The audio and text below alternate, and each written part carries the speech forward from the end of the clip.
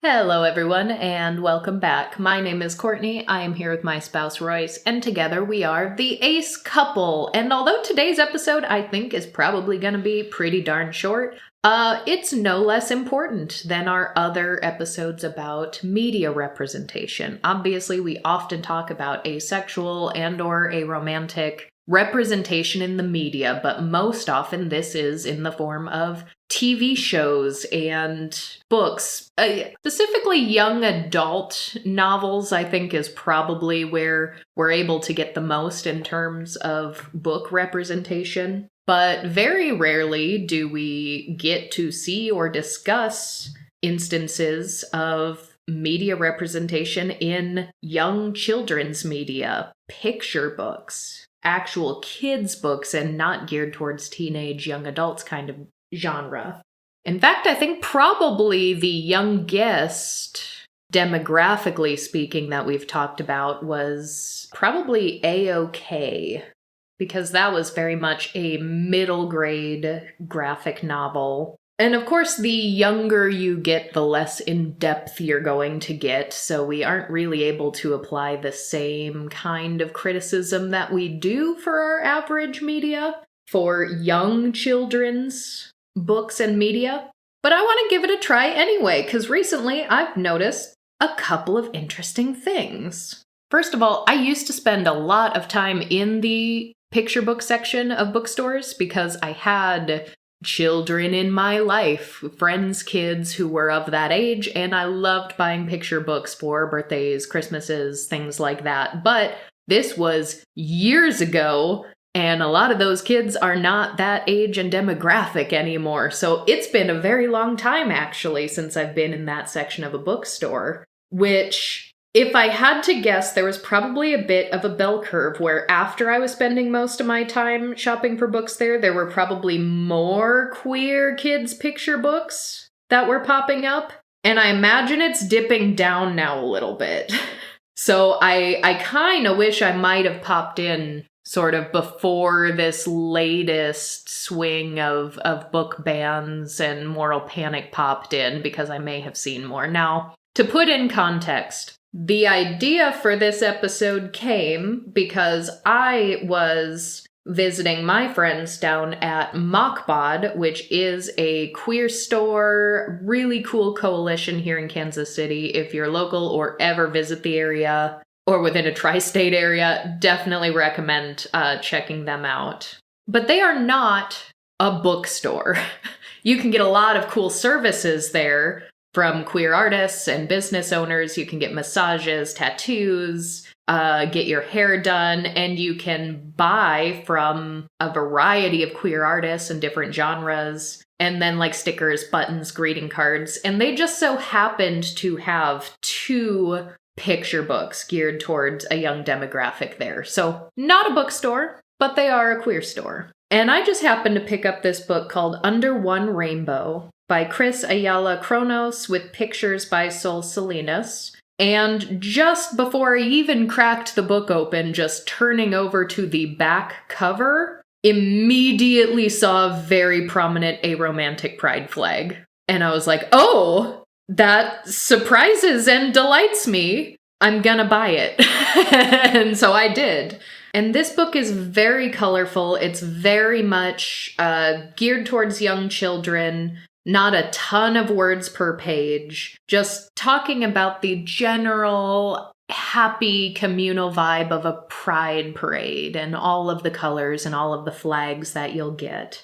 And on the page, talking about being on the way to Pride, there's a page that says, "Some bike, others roll. We walk and skip." And on this page, we have 3 people walking or skipping. One has a progress flag tied around their neck like a cape, as you often see at Pride. One's wearing a trans flag button. And then we have 3 people doing varying types of rolling. We have someone on a bike holding a rainbow flag, someone on roller skates, and then we have a really cool looking wheelchair user here holding an aromantic pride flag with dyed green hair and wearing dark sunglasses. And this is in fact the same person and same flag color scheme that we see depicted on the back cover. So this is a really, really interesting way to think about and conceptualize representation, because there aren't really orientations that get named at all in this book. There isn't a page that's like, some are gay, others are trans, while others are... Like, there isn't that. It's just talking about, look at all these people going to the Pride Parade. Look at all these people having fun here, and sort of a really brilliant page about how if there's an unexpected rain cloud, if it becomes shady and gray, if it's raining, we'll all help each other out until the sun comes up again. And of course, reading this as a queer adult, it's like, oh, this isn't just about pride, is it? This is about just weathering the storms together that come and go within our community to varying degrees of severity, which I think a lot of good and effective children's books say more than they're literally saying for that reason, so that people of different ages can glean different things from them. So in a very pride flag-based form of representation, I would say this is probably about as much as we can ask for, because the Aromantic flag gets about the same amount of screen time as, like, the lesbian flag. Screen time in a picture book? Screen time in a picture book. I bet there are some iPad kids out there that are starting to use screen time more broadly than actual screens. Yeah, it's just weird that has become the common term, and I can't even think of what the appropriate, I guess you could just say attention or content or something. As much page real estate. But yeah, the fascinating thing is, and like, I still bought it, mostly because, have we ever gotten a disabled wheelchair user, aromantic, also person of color representation anywhere? I don't think so. Not one that I have come across yet. So the disabled, racially ambiguous aspec activist in me, who has had my hair this color many years ago, once upon a time, is like, heck yeah, love it, awesome. Is it the deepest, most nuanced representation in the world? No, but the medium it's in, it can't really be, because that's not the point of the book. But when the words aren't stating orientations, but pride flags are a common feature, like in a picture book, this is the representation. But I do find it a little unusual that there were not any asexual pride flags in the book at all. In fact, I kind of want to count up all of the flags we have here. So on the back cover, we have a romantic and lesbian flag. Front cover, we have 2 trans flags, a bi flag, and a progress flag. Flipping through the book, I see an intersex inclusive progress flag, another progress flag, a non-binary flag, another progress, another non-binary, another trans, another intersex inclusive progress, another trans, a romantic flag, progress flag, trans flag, rainbow flag, non-binary flag, intersex inclusive progress, lesbian, non-binary, intersex inclusive progress, progress flag, lesbian flag, non-binary flag, progress flag, non-binary flag, progress flag, trans flag, progress flag, the end. So that's kind of a lot of non-binary flags, I think, because I have seen it get more and more common at Pride over the years as just an identity, a flag that people use in general. But the fact that they have a handful of lesbian flags, but not the gay man flags, is interesting. The fact that they have an aromantic flag, but not an asexual flag, is interesting. Yeah, it's abnormal for, in a case where only one aspec identity is shown, that it would be aro instead of ace. That's what I thought.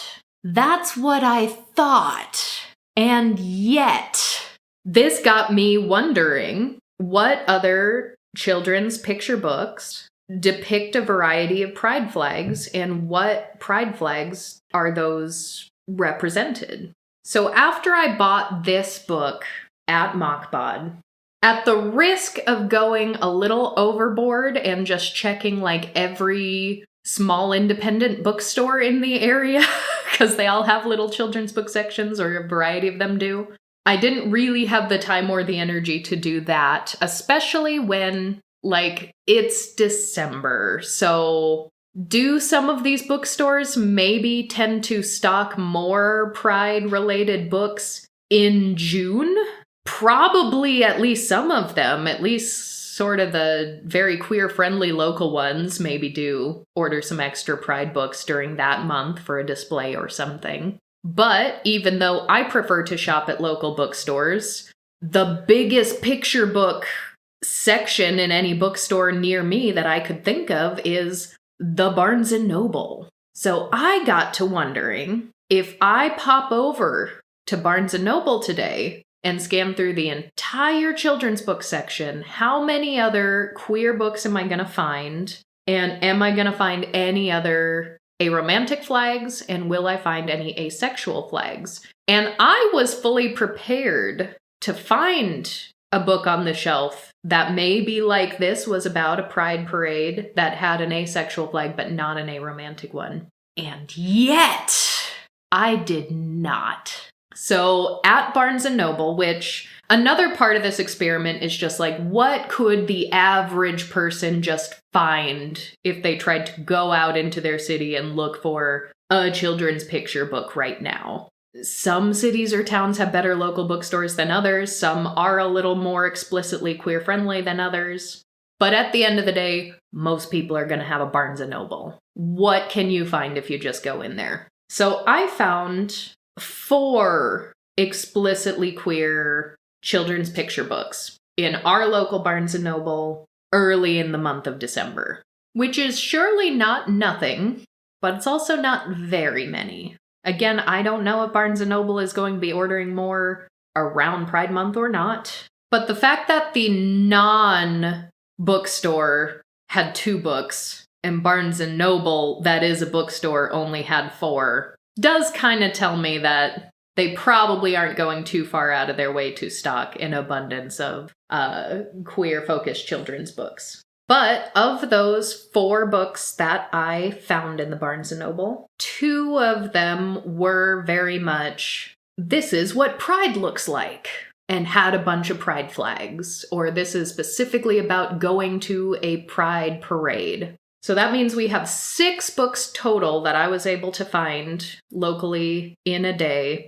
Half of them revolve around the concept of Pride, Pride Festival, Pride Parade, lots of flags depicted, right? 2 of the 6 books, 1/3, had aromantic flags present.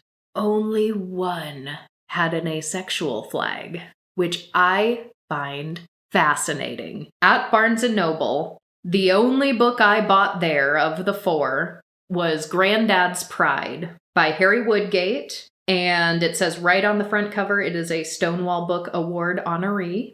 And on the back cover, we see 2 progress flags, 2 intersex inclusive progress flags, a bi flag, and an asexual pride flag.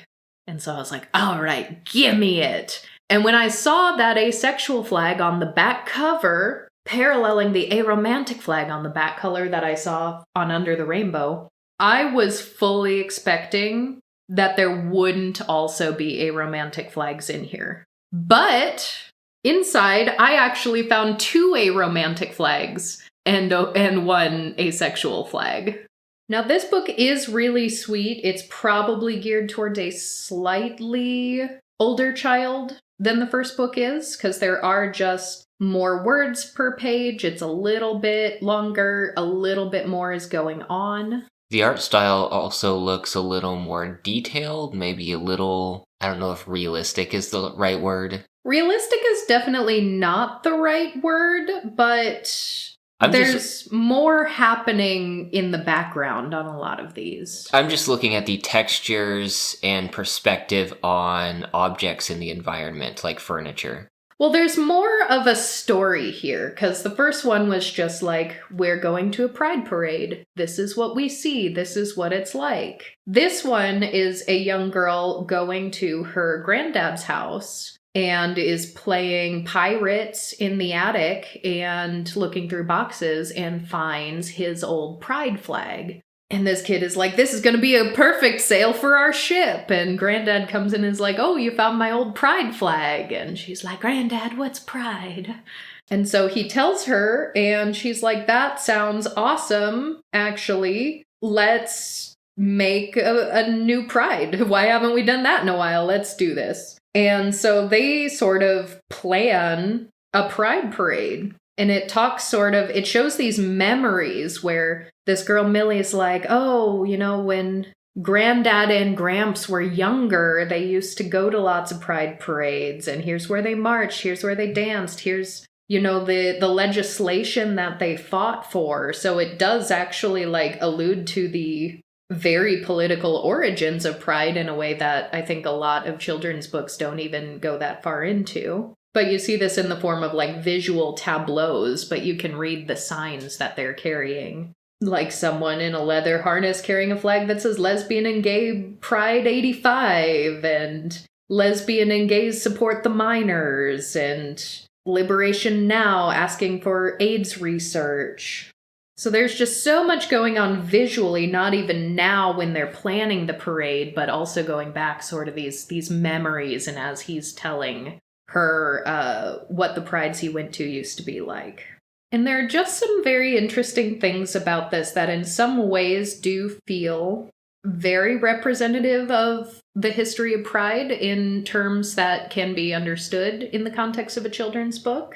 We also have, this grandfather who is grieving his deceased partner and memories with him, but we've also got a baker who's helping making a pride flag who is just very casually referred to with they, them pronouns. And it's really just a couple of pages in the grand scheme of here are all the things we're getting done to prepare for pride, but it just says oh yeah, they work at the bakery, we're making a rainbow cake, and they explain to us what all the different colors of each layer means. And I think that really nonchalant use of they, them pronouns is really cool. Pretty much any time I run into it. Usually in books, I feel like most of the time in TV, if there's a non-binary character who uses they, them pronouns, there's at least a little bit of a try to teach the audience what's going on here.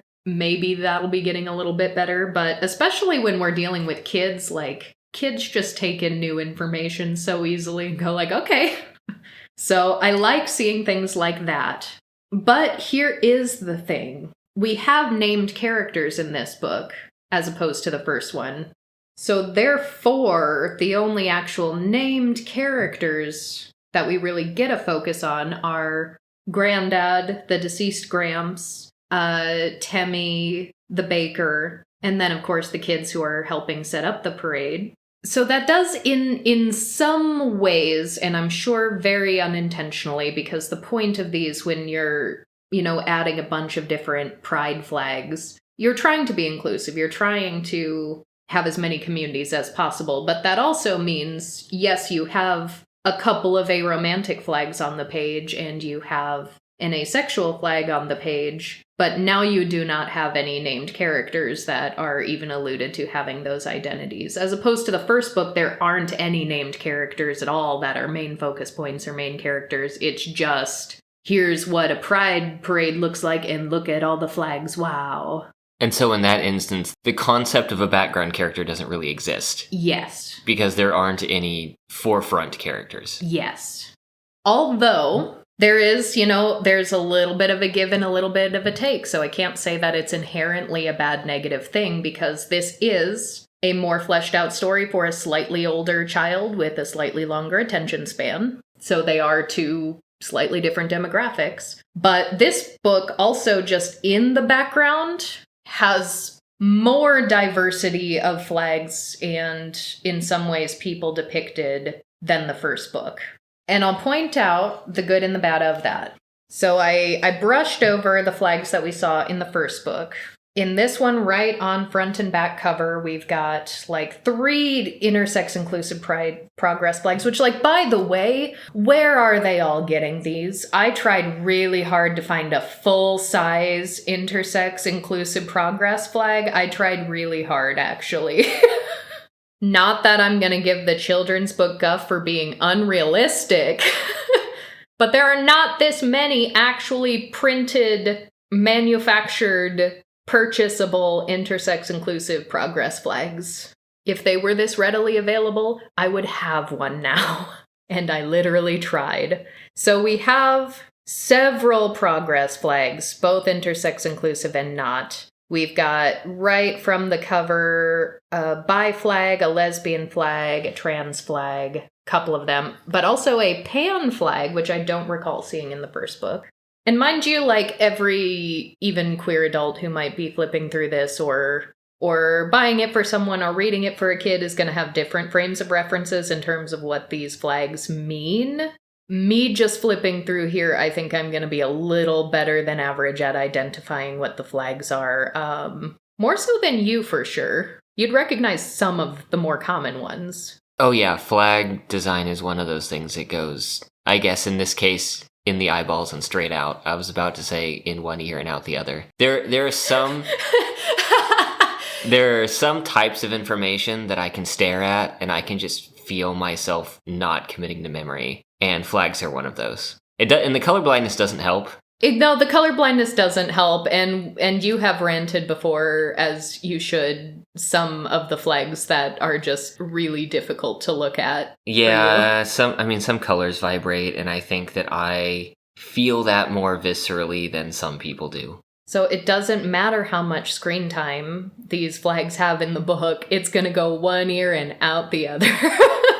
So, going back to these flags, I'm going to point out not only flags, but really realistic signs that feel very much like, yes, this is a realistic depiction of pride. So I do see a non-binary flag. We have some no hate signs, like the no H8, which I have absolutely seen. We do have a few people dressed in leather, which, like, yeah, you are going to see that if you go to a pride. And that is something that a lot of people have raised a moral panic concern about, but look at it here, very innocuous and innocent in the context of a children's book. There are ways to present these ideas. I mentioned the political signs. We have repeal paragraph 175, Happy Christopher Street Day. We've got drag performers specifically depicted and named as being drag.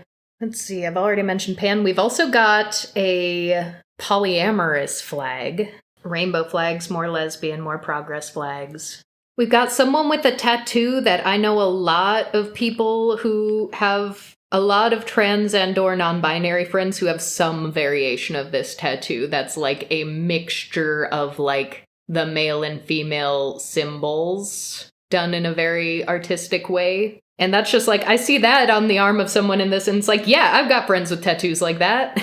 Absolutely. We do have disabled people depicted. We have someone walking with a cane. We have someone who is a wheelchair user. My one little gripe is that those people are not depicted with pride flags. They are just out on the street as this pride is getting prepared. So to me, that is different and slightly less obvious and impactful as the first book, where we have a disabled aromantic character, because the wheelchair user is holding an aromantic flag.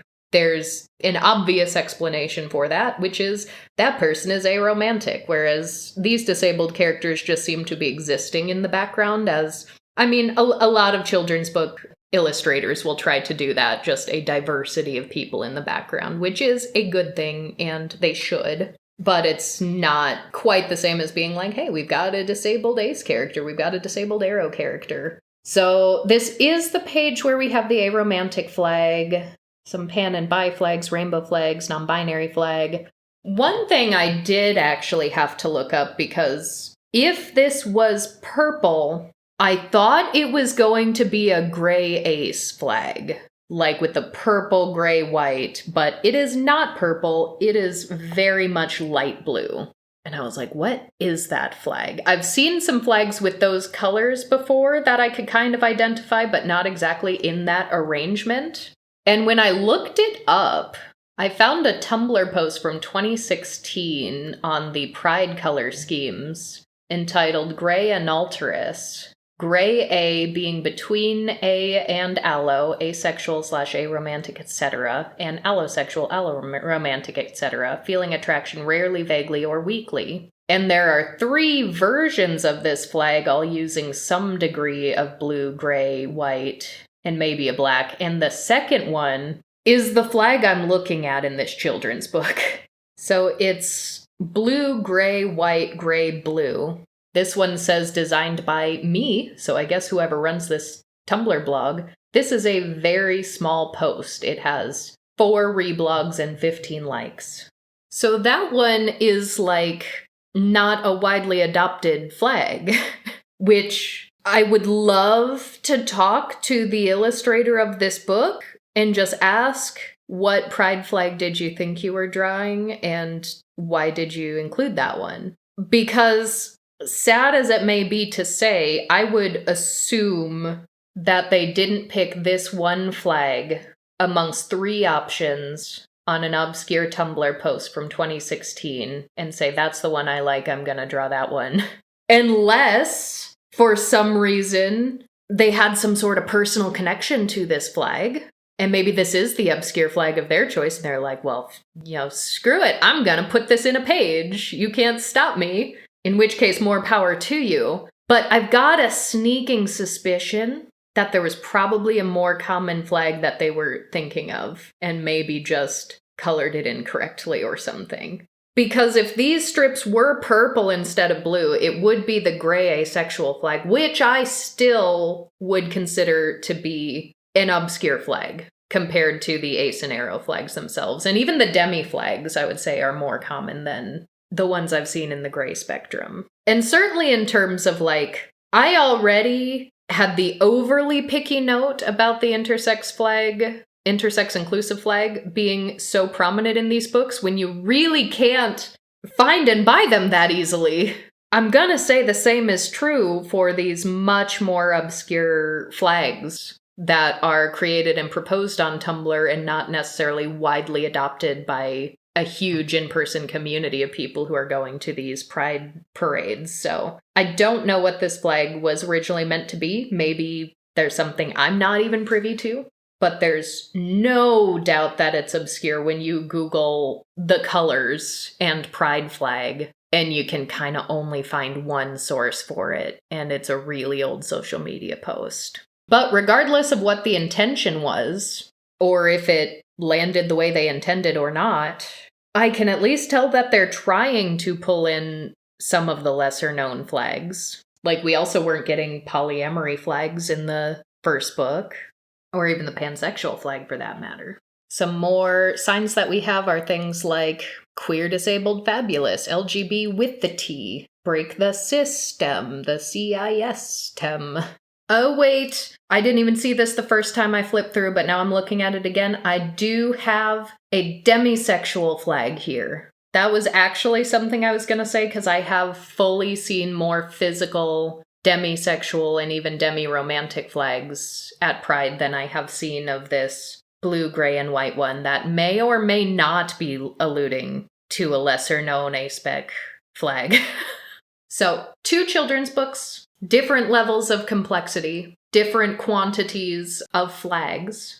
And I'm sure, especially considering of the 6 children's books I found, 3 of them were very pride flag heavy. I'm sure there are other children's books out there that have imagery like this and representation like this. So this is not trying to be an exhaustive, these are the only books for kids with ace and arrow representation to them, because this is more about just what is mainstream enough that you can walk into a bookstore and potentially find this. And it does surprise me that in our situation, we have more books with aromantic flags than asexual ones. That is interesting to me. The second book does have asexual and aromantic flags, and I did find that demi flag, so that gives a little bit of at least background nod toward the nuances of the spectrum.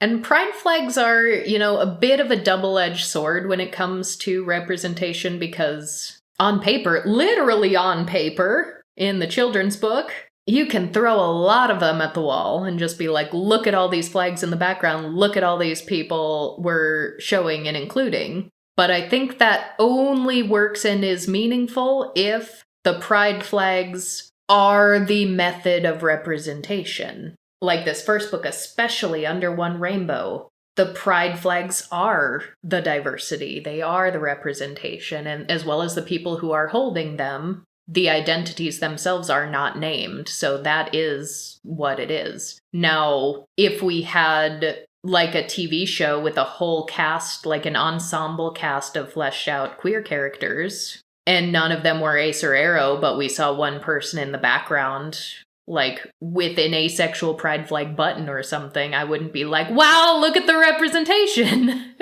Because that is not the medium. That is not the intended method of showing representation. Because when it's done that way, I think just including a little pride flag in the background is kind of cheap.